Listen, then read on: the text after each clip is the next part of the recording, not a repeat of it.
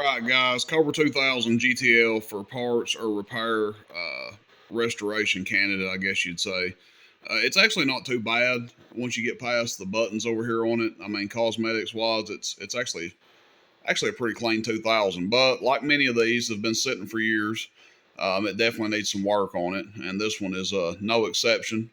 So we're just going to list it up on eBay and let it go for auction and let the public determine what it brings. So I'll snag some pictures after the video, and then I will post a link to the eBay listing in the comments, and then I'll post the video um, to the eBay listing. So it is made in Taiwan. It's not a Philippines model. No holes in the front.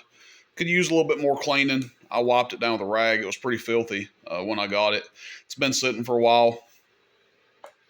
All your indicator lights work on it. Hello, hello, hello, hello, hello, hello, hello. And it'll show modulation on the meter.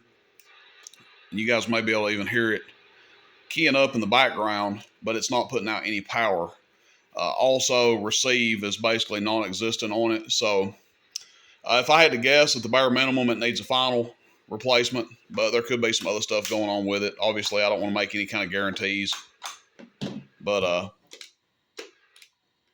I mean, you can tell that it's trying to receive, but it's just so faint. Not really working properly there. All the knobs are freed up.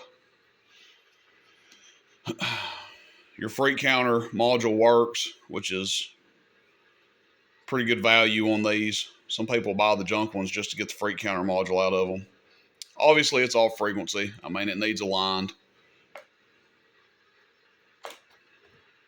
You know, it's a little bit different on sideband, but that's the general gist of it. I mean, there's no point in trying to show the output power of it because it doesn't have any output power. I mean, it keys up, but no output. Missing these two buttons over here. I know that's not really a big deal. You can get those off of junk radios anywhere, but I mean, it's a pretty nice radio besides that. If it was working properly, I would sell it for as a working 2000 because it's pretty nice. You know, the reason I sell these 2000s a lot of times, on eBay especially, for parts or repair is because people are so dang particular and they will look for any reason to do a return on something for whatever reason they do that.